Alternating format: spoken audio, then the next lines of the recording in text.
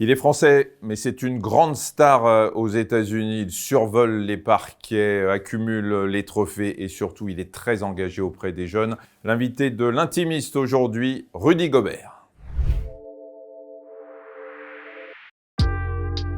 Dans le podcast de Dr Good, l'Intimiste, Michel Simès reçoit des personnalités qui racontent leur engagement. Bonjour Rudy, merci beaucoup d'avoir accepté notre invitation. Alors, on a dit à des jeunes qu'on te recevait, ils ont tous demandé si quand tu étais enfant, tu avais pris une potion magique qui t'avait permis de pousser autant. Peut-être que ma mère m'a donné quelque chose sans que je le sache, mais non, je pense que je tiens celle de mon père. Combien tu mesures ? 2m15. 2m15, pointure ? Pointure, 53. 53, très bien. Depuis 2013, tu jouais à Salt Lake City dans l'équipe d'Utah Jazz. Cette saison, tu vas jouer dans une nouvelle équipe, le Minnesota, je vais essayer de bien prononcer, Timberwolves. On parle de coup de tonnerre. D'abord, est-ce que toi, tu t'attendais comme ça à changer de club ? Je m'y attendais. Après, il y avait possibilité que je reste aussi chez les Utah Jazz, mais j'étais quand même préparé à un possible changement. Nous, quand on parle de sport co en France, rugby, foot en général, un club est intéressé par un joueur, on demande au club, on demande aux joueurs, etc. Ça se passe pas comme ça dans le milieu de la NBA ? Pas vraiment. En fait, tu peux être toujours sous contrat et te faire échanger. C'est une ligue privée. En fait, il y a des règles assez strictes. Ça permet aussi aux équipes de pouvoir échanger ton contrat à une autre équipe contre des joueurs ou des pics de draft qui sont potentiellement des futurs joueurs. C'est ce qui m'est arrivé. Et on t'a demandé ton avis quand même ? J'ai eu la chance quand même qu'on me demande. C'est surtout du côté des Timberwolves, l'équipe qui allait me récupérer. Via mon agent, ils ont demandé si ça m'intéresserait de jouer pour eux. Ça faisait quoi ? Combien d'années que tu étais J'ai fait 9 saisons. 9 saisons au Utah Jazz. Et là, brutalement, tu vas changer d'environnement. Tu te prépares à ce genre de choses quand on est sportif de haut niveau ou c'est toujours un petit choc de changer comme ça ? C'est un changement, mais pour moi, c'est que positif. C'est une nouvelle aventure, c'est une nouvelle franchise, une nouvelle équipe, un nouveau challenge. Et je suis très content des 9 ans que j'ai passé à Salt Lake City. Beaucoup de jeunes vont nous regarder. Il y en a qui jouent au basket en France, beaucoup qui rêvent de devenir professionnels. À quel âge tu t'es dit, tiens, je peux peut-être faire une carrière ? J'ai commencé le basket à l'âge de 12 ans. C'est tard ou pas ? Rien. Pas trop tard, mais c'est assez tard. Ton père qui était joueur, hein ? Mon père était basketteur. Ouais. Et donc, vers l'âge de 12 ans, je ne connaissais rien en basket. Je le fais pour le plaisir, pour le fun. Et après, j'ai commencé à devenir passionné. Et vers 13-14 ans, c'est là où je me suis dit, ouais, je veux être professionnel.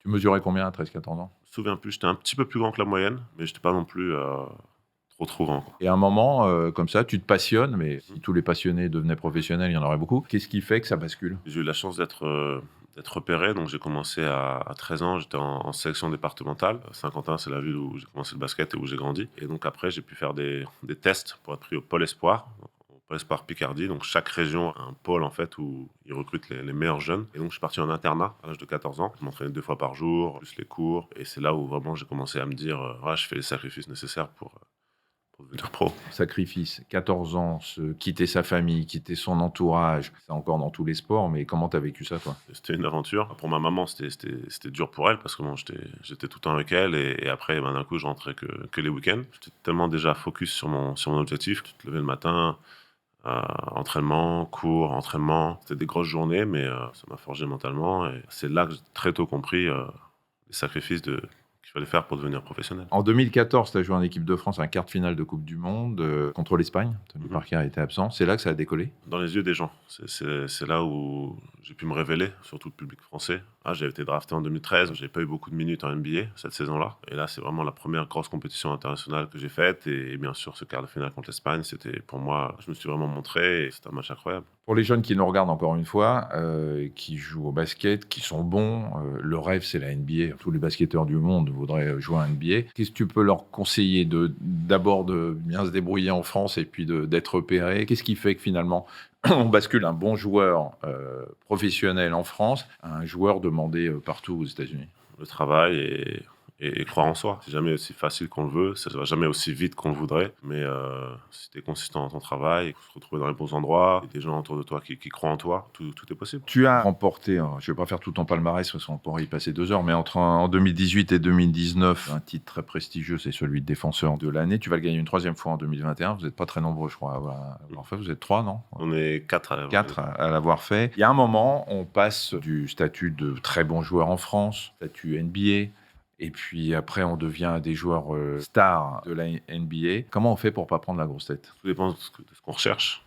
Moi, personnellement, je suis toujours en train d'essayer de progresser. Je n'ai toujours pas gagné de titre NBA. Et puis je prends beaucoup de plaisir dans ce que je fais. Donc je fais pas ça pour la reconnaissance des gens, je fais pas ça pour l'argent. Je fais ça parce que je veux être le meilleur rugby que je peux être. Et donc c'est pour ça qu'en fait, même quand tu gagnes un titre de défenseur de l'année, t'apprécies, mais tu te concentres déjà sur celui d'après et tu te concentres sur ta progression. Pas vraiment le temps de prendre la grosse tête. Je suis pas encore arrivé là où je vais être arrivé. Ça veut dire que quand tu vas y arriver à gagner un titre NBA, tu vas prendre la grosse tête? En fait, je pense que t'es jamais vraiment arrivé. Quand on regarde les meilleurs dans chaque sport dans le monde entier, ils sont toujours à la recherche de s'améliorer, d'essayer d'atteindre la perfection. Ça veut dire que pour toi, les plus grands champions dans tous les sports sont ceux qui sont à l'abri de prendre la grosse tête parce qu'ils vont toujours chercher autre chose et que finalement, ceux qui ont le melon sont ceux qui sont un peu en dessous? On peut dire ça. C'est, pour moi, à partir du moment où tu continues à viser plus haut, tu vas vraiment prendre la grosse tête. Et prendre la grosse tête, c'est aussi quelque chose qui peut avoir plusieurs sens. Il y a des gens qui s'expriment beaucoup et qui se montrent beaucoup, mais ça ne veut pas forcément dire aussi qu'ils ont la grosse tête. Est-ce que ton entourage t'a aidé pour ça? Est-ce que ta famille a été très vigilante, tes amis, pour que tu gardes les pieds sur terre? J'ai eu la chance d'avoir une très bonne éducation. J'ai grandi avec ma mère principalement. Et ma grande sœur et mon grand frère, ils ont cru en moi.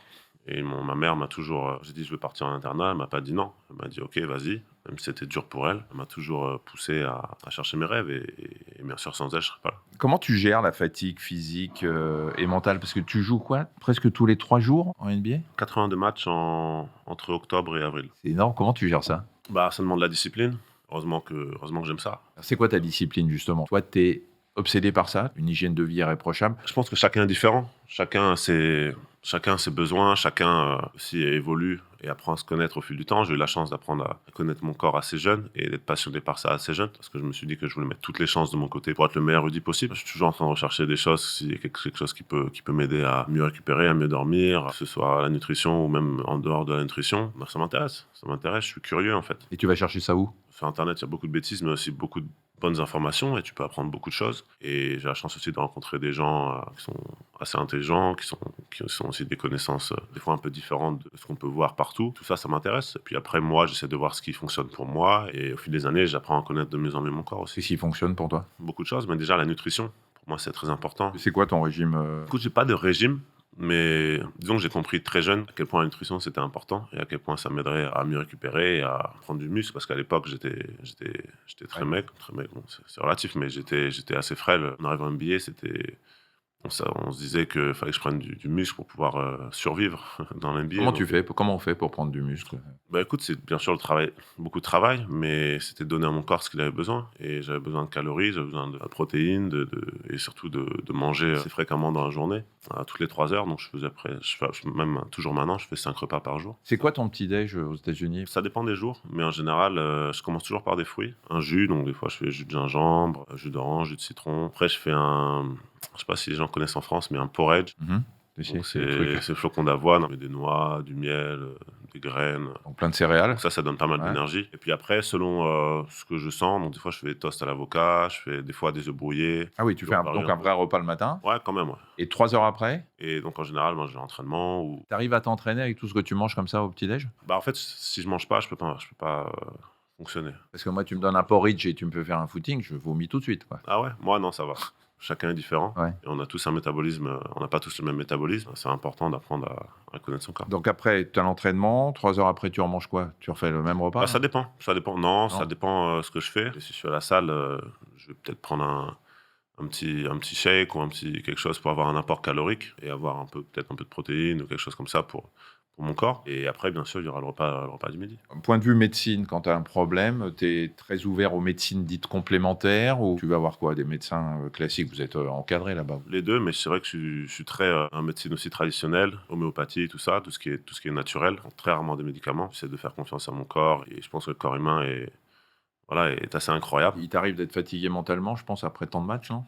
Souvent, bien sûr. Et comment tu gères ça? J'essaie de bien récupérer. Après, il y a des jours où tu es plus fatigué que d'autres. C'est psychologique. Beaucoup, l'important, c'est d'être fort mentalement. Il y a l'aspect physique, mais l'aspect mental, c'est le plus important. On va faire une toute petite pause parce que je vais te poser des questions. On appelle ça le questionnaire Solo, du nom de notre premier invité, qui était Bruno Solo. Une baguette magique qui te donne la possibilité de faire une seule chose. Tu choisis quoi? Genre un super pouvoir. Voilà, un super pouvoir. J'aimerais bien voyager dans le temps, peut-être. Pour aller quand? Partout. Dans le passé, dans le futur. Qu'est-ce qui t'intéresse plus, le passé ou le futur? Plus le passé, je pense. Il y a des époques où je me dis ça aurait été cool d'être là, quoi.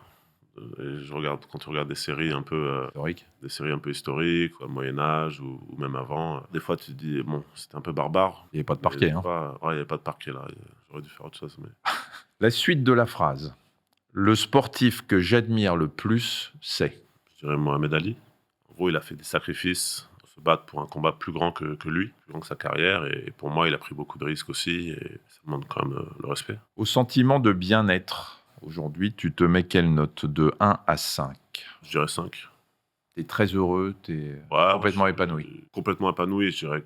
On a compris que tu n'as pas gagné le titre NBA encore, mais Ouais, mais je dirais, ouais, je me sens très bien. Et j'ai la chance de pouvoir faire beaucoup de choses auxquelles j'ai rêvé en étant plus jeune. Je suis très reconnaissant de toutes les choses que je peux faire. tu veux être aussi une source d'inspiration pour les jeunes, hein, pas seulement pour qu'ils deviennent tous des joueurs en NBA. Tu as créé la fondation Rudy's Kids pour aider les enfants en difficulté en France et dans d'autres pays. C'est quoi la mission de cette fondation? Rendre le monde meilleur, tout simplement. Et pour moi, la jeunesse, c'est le futur. Et bien sûr aussi le présent. Et pouvoir impacter les jeunes de manière positive. Concrètement, tu leur fais quoi? On fait plein d'opérations différentes, que ce soit pour les jeunes qui sont sans abri ou les jeunes qui sont malades, les jeunes qui sont en difficulté en général. Et on fait pas mal d'opérations aux États-Unis, en France, sur les dom-toms, là en Afrique, on commence aussi. Donc le but, c'est vraiment pas seulement d'inspirer les jeunes, mais moi, j'aimerais que chaque jeune puisse rêver et pouvoir devenir qui ils ont envie de devenir. La fondation sert aussi à rénover, si on parle en France un peu plus, à rénover des terrains pour qu'ils puissent jouer, pour que le sport puisse faire partie complètement de leur vie. C'est ça, pour moi, l'éducation, le sport, le bien-être, c'est des choses qui sont très importantes. Et tous les enfants du monde n'ont malheureusement pas accès à ça. Et donc, par exemple, l'académie qu'on a créée Ici, à Levallois-Perret, là, ici. Ouais. Ouais, le but, c'est ça, c'est que les enfants, ils ont du sport, ils ont de l'art, ils ont des langues, des choses qui leur permettent de s'exprimer et aussi, eux, de pouvoir trouver leur voie. Et puis, de faire rentrer l'activité physique dans le quotidien des enfants, ce qui, tu sais, là, en France, la situation,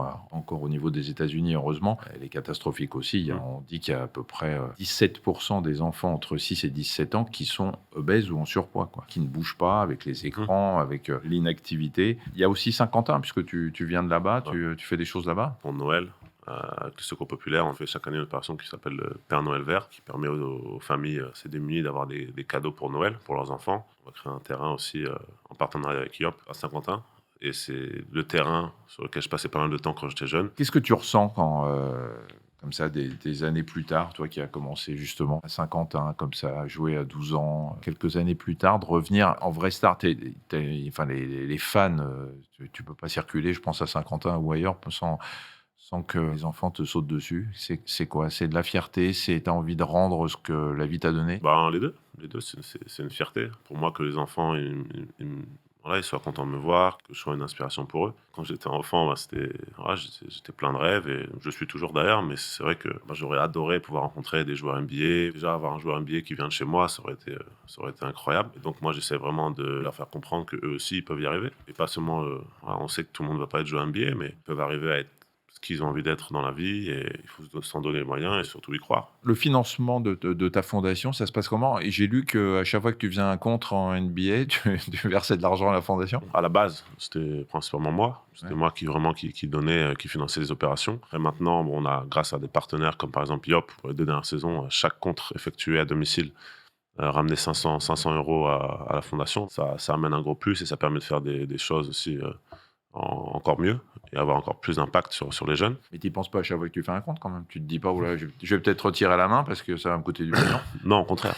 Au contraire, je me dis que c'est pour une bonne cause, c'est pour les jeunes. Ça peut motiver encore plus. On va mettre en place un gala aux États-Unis et j'espère bientôt aussi en France. Et on a des personnes qui voient le travail qu'on fait avec la fondation et qui ont vraiment envie de contribuer et des personnes aussi assez influentes, principalement à Utah et j'espère dans le monde entier. Un jour, tu as dit que finalement, tu accomplissais le rêve que ton père n'avait pas pu accomplir en étant joueur professionnel et NBA. Étant jeune, il avait rêvé d'être un NBA, d'aller en NBA. Il a joué en université aux États-Unis. Pour plusieurs raisons, il n'a pas pu vraiment accéder à ce rêve. Et bon, pour moi, justement, avoir la chance d'y être, d'avoir atteint cet objectif, c'est pas seulement un rêve pour moi, mais aussi pour mon père. Et pour moi, c'est super de pouvoir aussi réaliser son rêve.